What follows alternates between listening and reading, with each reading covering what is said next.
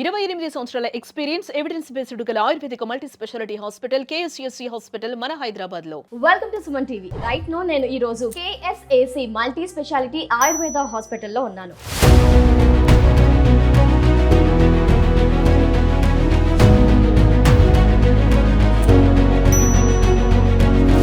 మనతో పాటు డాక్టర్ సాజీ డిసౌజా గారు ఉన్నారండి. 28 సంవత్సరాల అపార అనుభవం ఆయుర్వేదంలో ఉంది.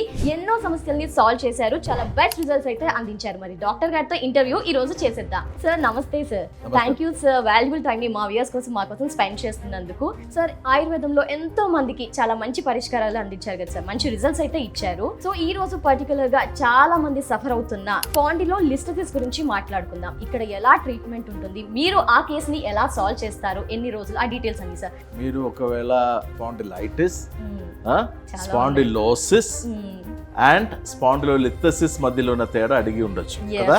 ఓకే, సో ఏంటంటమ్మా స్పాండిలైటిస్ అని మనం చాలా సార్లు వింటున్నాం. కరెక్ట్. స్పాండిల్ అంటే మన వెన్నుపూసలది ఎముకల పేరు అది. ఓకే, శరీరంలో ఏదన్నా భాగంలో ఉబ్బడం జరిగితే that is called itis. So ఎక్కడన్నా ఉబ్బడం జరిగితే, చెవి ఉబ్బితే దట్ ఈస్ కాల్డ్ ఔటైటిస్. మన ఎముకల మధ్యలో ఉన్న జాయింట్ ఉబ్బితే దట్ ఈస్ కాల్డ్ ఆర్థరైటిస్. ఈ వెన్నుపూస ఎముకల మధ్యలో ఉబ్బడం జరిగితే that is called spondylitis. Okay, ఇప్పుడు మన వెన్నెముక ఎక్కడ ఉబ్బినా కూడా అది స్పాండిలైటిస్. కరెక్ట్. సో అది మెడ ప్రాంతంలో ఉబ్బితే it is called cervical spondylitis. నడుము ప్రాంతంలో జరిగితే లంబార్ స్పాండిలైటిస్. ఓకే, మళ్ళీ సాక్రో ఇలియాక్ ఏరియాలో అది ఉబ్బడం జరిగితే సాక్రో ఇలియాకైటిస్. అట్లా వింటాం. కానీ మన ఈ రోజు చర్చ చేసిన అంశం స్పాండిలోలిథసిస్. సో స్పాండిలోలిథసిస్ అంటే ఇప్పుడు మీరు ఇక్కడ చూడండి, నేను ఎక్స్ప్లెయిన్ చేస్తాను. మన వెన్నుపూస ఎముకలు ఇలా ఉండాలండి. ఓకే, ప్రతి ఎముకల మధ్యలో డిస్క్ అని ఉంటుంది. ఈ ఎల్లో కలర్ లోపల నుంచి పోయేది పెద్ద నరం, స్పైనల్ కార్డ్. ఓకే, అక్కడ నుంచి చిన్న చిన్న నరాలు మొదలు పెడుతుంది, బాడీ డిఫరెంట్ పార్ట్స్ సప్లై చేయడానికి. ఓకే, సో ఇలా ఉండాల్సిన సిచ్యువేషన్ వెన్నుపూస ఎముకలు గ్యాప్ తగ్గడం కాకుండా ఇది ముందు వెనక అవడం జరుగుతుంది. ఓకే, ఒకవేళ గ్యాప్ తక్కువ అవడము ఎక్కువ అవడం కాకుండా కూడా ఈ ఎముకలు పక్కకి జారడం జరుగుతుంది, ముందుకో వెనకో. సో ఆ ఎముకలది స్లిప్పేజ్, ముందుకి వెనక్కి స్లిప్ అయిన దానికి స్పాండిలోలిథసిస్ అంటాం. సో ఇక్కడ ఏంటంటే ముందుకి దిగితే ఇట్ ఇస్ కాల్డ్ ఆండ్రోలిథసిస్, వెనకాతల దిగితే స్లిప్ అయితే ఇట్ ఇస్ కాల్డ్ రెట్రోలిథసిస్. ఈ ఎముక ఇప్పుడు వెనక కానీ ముందుకు కానీ జరుగుతుంది. సో ఏమవుతుందంటే అక్కడ మామూలుగా డిస్క్ వచ్చి పొడిస్తేనే మరీ అంత ఉంటేనే ఇబ్బందులు వచ్చినప్పుడు వెన్నుపూసే పోయి పొడిస్తే ఎలా ఉంటుంది? ఘోరంగా అయిపోతుంది. అంటే ఆ పెయిన్ అనేది మన అన్ఎక్స్ప్లెయినబుల్ అండి. ఆ మరీ అంత పెయిన్, మళ్ళీ అది ఆ జస్ట్ నడుముకు ప్రాంతం మాత్రం కాదు, అక్కడ నుంచి కిందకి పోయిన నరాలు, పెరం భాగం, కాలు కూడా మనది కాదు, ఇంకొకరిది అని ఒక ఫీలింగ్ రావడం, మెల్లగా ఆ పెయిన్, రేడియేటింగ్ పెయిన్ అంటే లాగుతూ గుంజుతూ కాళ్ళు తిమ్మిరు, మంట, చివరికి ఆ కాలు మెల్లగా పాదం ఇలా పడిపోయినట్టాయి, మొత్తం కాలు పడిపోవడం అక్కడ దాకా వెళ్తుంది. అది కాకుండా మూత్రం మోషన్ పోయిన ఇది కంట్రోల్ పోవడం, సెక్షువల్ ఇన్కెపాసిటేషన్ అంటే సరిగ్గా పర్ఫామ్ చేయలేని పరిస్థితులు రావడం, అట్లా రకరకాల ప్రాబ్లమ్స్ దాంతో రావడం అనేది ఉంటుంది. అంటే ఆ కారణాల వల్ల ఇది మూవ్ అయ్యే అవకాశాలు ఎక్కువగా ఉన్నాయి అంటారా? ఏ కారణాల వల్ల అది జరుగుతూ ఉంటుంది, left or right, whatever? ఇప్పుడు ఏంటంటే అది మూవ్ అవడానికి కారణం ఏంటంటే మనము ఎక్కువ ప్రయాణం చేసినప్పుడు ఎత్తేసినట్టు అవడం జరుగుతుంది. సో మా బండిది షాక్ అబ్సర్వర్ ఉన్నాయి కదా, 2 వీలర్ కానీ 4 వీలర్ కానీ, ఎనివి ఇదే విధంగా మన శరీరంది షాక్ అబ్సర్వర్ ఇవన్నీ పోతాయి. సో మనం ఎంత ఎత్తేసినట్టు అవుతుందో, ఎంత మాత్రం షేకింగ్ అవుతుంది, ఈ ఎముకలు ఇట్లా కంబర్స్ అవుతూ పోతూ ఉండదు అనమాట. సో దీనిలో ఇది స్లిప్ అవ్వడం జరుగుతుంది ఒకసారి. దెన్ చుట్టూ ఉన్న మసిల్స్ వీక్నెస్ వల్ల అవ్వడం జరుగుతుంది.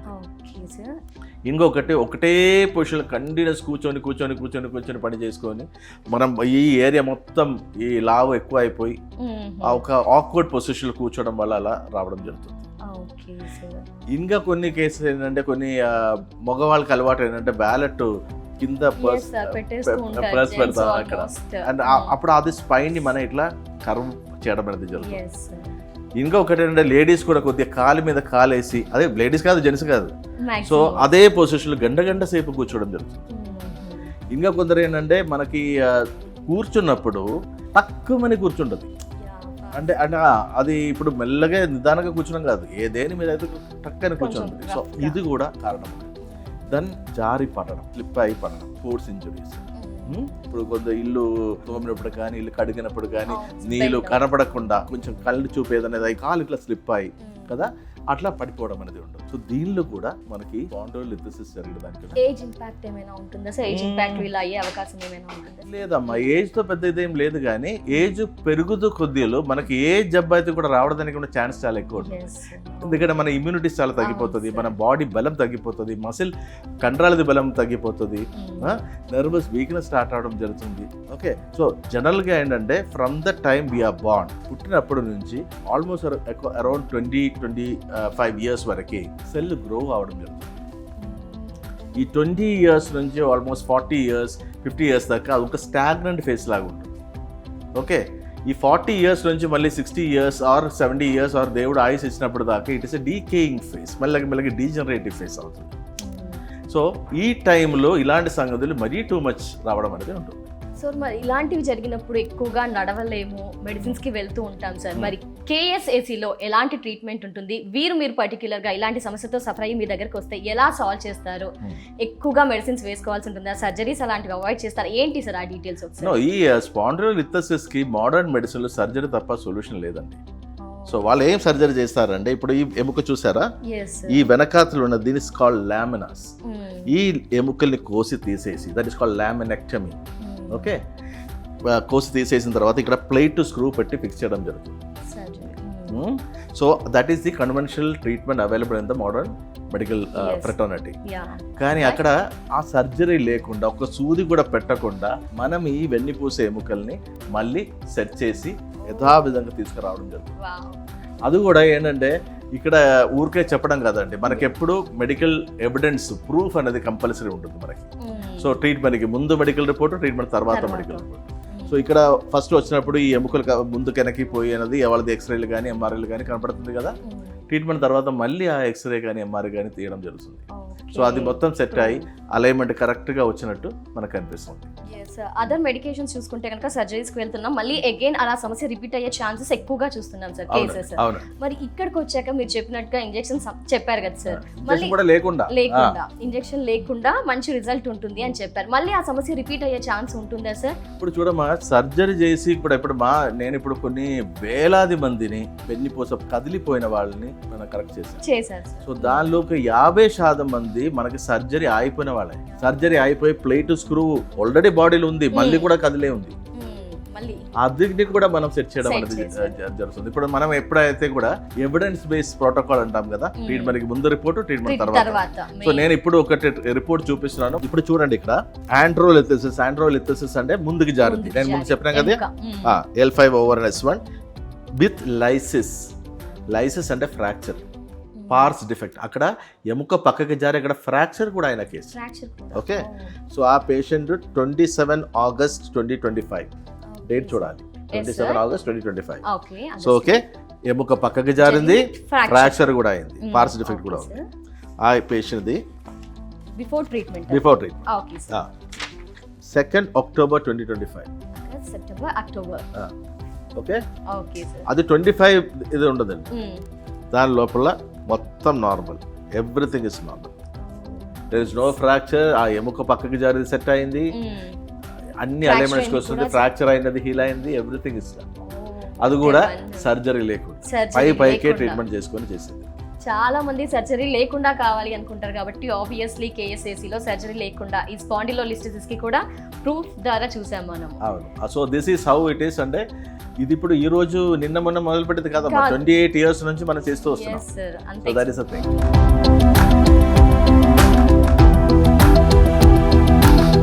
సో మీరెవరన్నా వెన్నుపూస ఎముకలు పక్కకి జారి సర్జరీ కంపల్సరీ చేయాలి, ప్లేట్ స్క్రూ పెట్టాలి అని పరిస్థితులు ఉందనుకోండి, మీరు ఏం టెన్షన్ పడాల్సిన అవసరం లేదు, మేము ఉన్నాము మీతో పాటు, your problem will be solved.